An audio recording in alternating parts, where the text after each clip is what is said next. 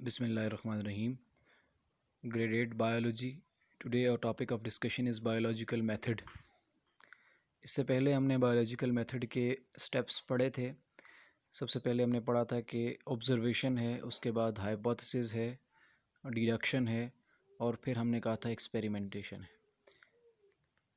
Experiment करने के बाद जो उसका रिज़ल्ट आएगा तो अगला उसका स्टेप होगा समराइजेशन ऑफ रिज़ल्ट, कि हमने उस रिज़ल्ट को समराइज़ करना है। जो भी हमें इंफॉर्मेशन एक्सपेरिमेंट से मिलेगी, जो भी डेटा हमें मिलेगा, क्वांटिटेटिव डेटा, हमने उसको गैदर करना है, हमने उसको इकट्ठा करना है और फिर उसको समराइज़ करना है। ठीक है, फिर उससे हमने कंक्लूजन्स को ड्रा करना है ताकि हम स्टैटिस्टिकल एनालिसिस कर सकें। ठीक है, and we draw conclusions to analyse statistically for statistical analysis. Statistical analysis के लिए जो इस डेटा का कंक्लूजन होगा उसको हम कहेंगे ये क्या है, समराइजेशन ऑफ रिज़ल्ट है। ठीक है, अब जो चीज़ हमने फाइंड की है, समराइज़ उसको किया है अच्छे तरीके से, स्टैटिस्टिकल न्यूमेरिकल्स में हमने उनको लिख दिया है। अब हमने इसको रिपोर्ट करना है। अब हमने दुनिया को बताना है कि हमने ये फाइंड किया है, किसी भी जो बायोलॉजिकल प्रॉब्लम है उसको सॉल्व करके हमने कुछ चीज़ फाइंड की है। वो क्या है, उसको हम कहते हैं रिपोर्टिंग द रिज़ल्ट। अब रिज़ल्ट किसको रिपोर्ट करते हैं? किसी बुक में, जो इंटरनेशनल बुक है या जर्नल है। ठीक है, जर्नल साइंटिफिक न्यूज़पेपर को कहते हैं। साइंस न्यूज़पेपर जो होता है वो जर्नल होता है। ठीक है, या साइंटिफिक जर्नल या कोई इंटरनेशनल सेमिनार है या कोई टॉक है, उसमें हमने बताना है कि हमने ये रिज़ल्ट फाइंड किया है, तो हमने इसको रिपोर्ट कर देना है to the scientific community around the world. पूरी दुनिया में जो साइंटिफिक कम्युनिटी है उसको बता देते हैं कि हमने ये चीज़ इस प्रॉब्लम के हवाले से फाइंड की है। तो ये है बेसिकली बायोलॉजिकल प्रॉब्लम। ठीक है, सबसे पहले हमने क्या किया कि कोई बायोलॉजिकल प्रॉब्लम है, उसको रिकग्नाइज़ किया, आइडेंटिफाई किया, फिर उसके बाद उसके ऊपर ऑब्जर्वेशंस ली। ठीक है, उन ऑब्जर्वेशंस की बेस पे हमने हाइपोथेसिस डिज़ाइन किया। हाइपोथेसिस के बाद हमने डिडक्शंस उससे निकाली, डिडक्शंस की बेस पे हमने एक्सपेरिमेंट्स किए और एक्सपेरिमेंट से जो रिज़ल्ट आया उसको हमने समराइज़ किया नंबर्स की फॉर्म में, उसको स्टैटिस्टिकली हमने उसके अंदर से कंक्लूजन्स ड्रॉ किए और फिर हमने रिज़ल्ट को रिपोर्ट कर दिया, यानी कि दुनिया को बता दिया कि हमने इससे फाइंड क्या किया है और हमने इस प्रॉब्लम का क्या सोल्यूशन निकाला है या हम कहाँ तक इसके हवाले से पहुँचे हैं। ठीक है, तो ये बेसिकली 7 स्टेप्स हैं किसके, बायोलॉजिकल मेथड के।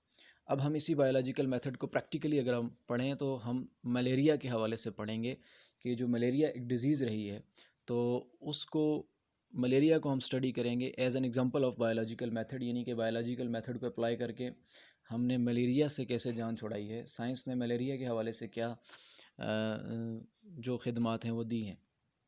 ठीक है, और ये जो मलेरिया है ये कॉमन डिज़ीज़ रही है पूरी दुनिया के अंदर, ख़ुसूसन पाकिस्तान में भी, और इसकी एक हिस्ट्री है कि इसने बहुत सारे लोगों की जानें भी ली हैं। ठीक है, और ये 2000 साल पहले से ये बीमारी मौजूद है। और इस बीमारी में होता क्या है, अगर हम इसके सिम्टम्स देखें तो आपको सर्दी लगती है। ठीक है, चिल्स, मतलब थोड़ी थोड़ी सर्दी लगती है, फिर बुखार होता है और इस तरह के कॉमन सिम्टम्स होते हैं इसके, इस बीमारी के। ठीक है, यानी कि बुखार होता है, सर्दी लगती रहती है और इंसान, उसका वज़न कम होता रहता है। तो ये एक बीमारी है और बहुत पुरानी बीमारी है और सालों से साइंसदानों के सामने, साइंस के सामने, बायोलॉजिस्ट के सामने ये एक मसला था जिसने इंसानियत को अपने शिकंजे में लिया हुआ था। अब इस बीमारी की वजह से बहुत सारे लोगों की जानें चली गई, बहुत सारे लोग इस बीमारी की वजह से मर गए। तो अब सबसे पहले इसकी ऑब्ज़र्वेशन जो स्टार्ट की, ये एक प्रॉब्लम था, रिकग्नाइज़ हो गया कि ये बुखार है। इसमें रिकग्निशन इसकी क्या हुई कि बुखार होता है, सर्दी लगती है थोड़े थोड़े अरसे के बाद। ठीक है, मतलब कि मुख्तसर दौरानिए के बाद बुखार का दोबारा से अटैक होता है, ये इसकी रिकग्निशन थी, ये एक प्रॉब्लम था। ठीक है, अब इस प्रॉब्लम के ऊपर जो ऑब्ज़र्वेशंस साइंटिस्ट ने ली हैं, और वो जो ऑब्ज़र्वेशंस हैं वो क्या हैं कि ये मलेरिया उन लोगों को होता है जो मार्शी प्लेसेस में रहते हैं। मार्शी प्लेसेस का मतलब है ऐसे इलाके जिसके करीब कोई जोहड़ है, कोई पानी खड़ा है। ठीक है, और पानी के करीब वाले इलाके जहाँ पर पानी खड़ा रहता है या पानी होता है, पानी के जोहड़ होते हैं, उन इलाकों में जो लोग रहते हैं वो इस बीमारी से ज़्यादा मुतासर होते हैं। ठीक है, ऐसा इलाका जहाँ पर स्टैगनेंट वाटर है यानी कि खड़ा पानी रहता है, मार्शी प्लेसेस है, मार्शेस हैं, ठीक है, और वहाँ पर ये बीमारी होती है। तो इसलिए इसको कहा जाता था कि ये बदबूदार हवा है, ठीक है, बुरी हवा है, ठीक है। तो इसलिए इसका नाम भी मलेरिया पड़ गया। माला एरिया इसको कहते हैं, माला aria. This is the Latin word. माला का मतलब है बेड और एयर, एरिया का मतलब है एयर, यानी कि बुरी हवा। तो इसी से ये निकला कि ये मलेरिया है, कि मतलब ये है कि ये जो मार्शी प्लेसेस हैं, गड्ढे हैं पानी के, जोहड़ हैं, उनके करीब का जो इलाका है उनकी हवा बुरी होती है, इसलिए वहाँ के लोगों को ये बीमारी हो जाती है। पुराने लोग ये समझते थे, ठीक है। और कुछ जो वॉलंटियर्स थे, कुछ ऐसे लोग थे, उन्होंने क्या किया कि इन मार्शेस का, यानी जो खड़ा पानी था, उसके गड्ढे थे, जो जोहड़ थे, उनका पानी पी लिया। पानी पी लिया, क्या इस पानी पीने से बीमारी होती है? लेकिन पानी पीने से बीमारी नहीं हुई, ठीक है, उनको मलेरिया नहीं हुआ, ठीक है। तो अब साइंटिस्ट परेशान हो गए, तो पानी की वजह से तो बीमारी नहीं है, कि खड़े पानी की वजह से बीमारी नहीं है। अगर खड़े पानी की वजह से बीमारी होती तो इसका मतलब यह है कि इससे पानी पीने से पीने वाले लोग मर जाते, ठीक है, लेकिन ऐसा नहीं है। तो अब इस बीमारी ने बहुत ज़्यादा इंसानियत को परेशान कर रखा था। इसके हवाले से लोग अपने तौर पर इसका इलाज भी करते थे, अपने तौर पर कोशिश भी करते थे इससे बचने की, ठीक है। तो अमेरिकन्स जो हैं वो 17वीं सेंचुरी में इसके बुखार को कम करने के लिए एक दरख्त है जिसका नाम था क्वीना क्वीना, क्वीना क्वीना, उस दरख्त की छाल को इस्तेमाल करते थे, बार्क को इस्तेमाल करते थे, यानी कि इसके बुखार को ख़त्म करने के लिए, ठीक है। अब ये बार्क जो है ये बेसिकली यूरोप से इंपोर्ट होती थी अमेरिका। क्वीना क्वीना एक दरख्त है, उसकी बार्क को इंपोर्ट किया जाता था अमेरिका, यूरोप से ये बार्क इंपोर्ट होती थी, ठीक है। अब हुआ ये कि इतनी बड़ी तादाद में इस दरख्त को यूरोप से इंपोर्ट करना आसान नहीं था।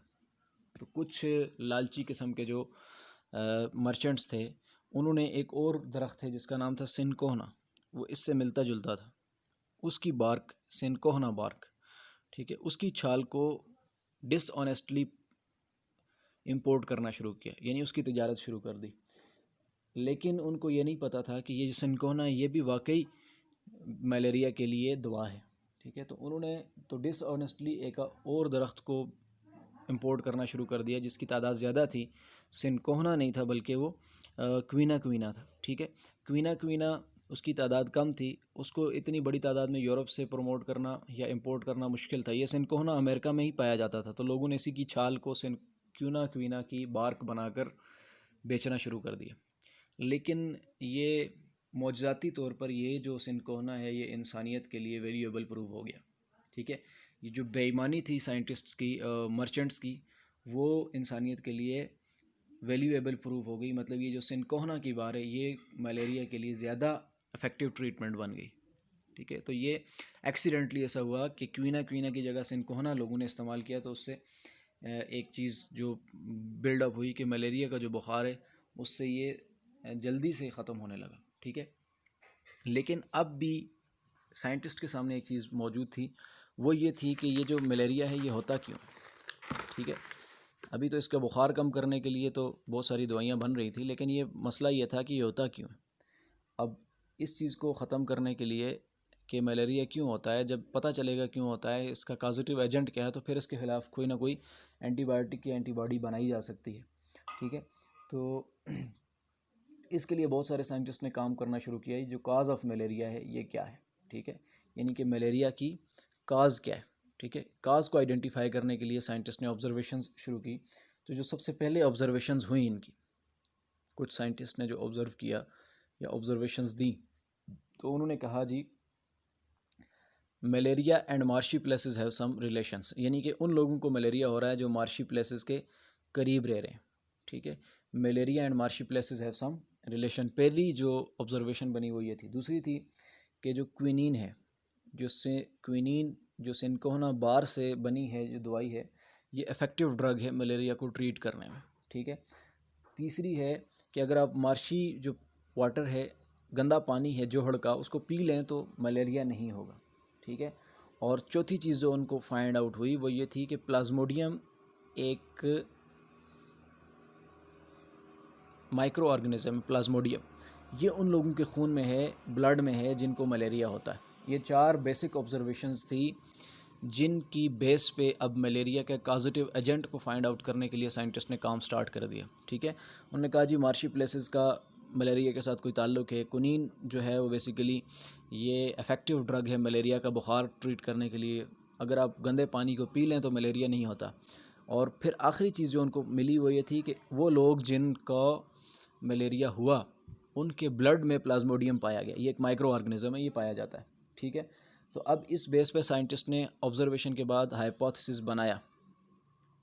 ठीक है, हाइपोथेसिस बनाने में उन्होंने कहा, हाइपोथेसिस जनरल स्टेटमेंट थी, वो ये थी कि Plasmodium is the cause of malaria.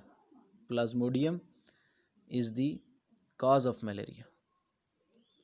यानी कि इन ऑब्जर्वेशन की बुनियाद पर साइंटिस्ट ने मफरूज़ा ये बनाया कि प्लाज्मोडियम मलेरिया की वजह हो सकता है। मार्शी प्लेसेस अगर वजह होते तो पानी पीने से मलेरिया नहीं हुआ। ठीक है, कुनीन तो ड्रग है, उससे तो ठीक हो रहा है।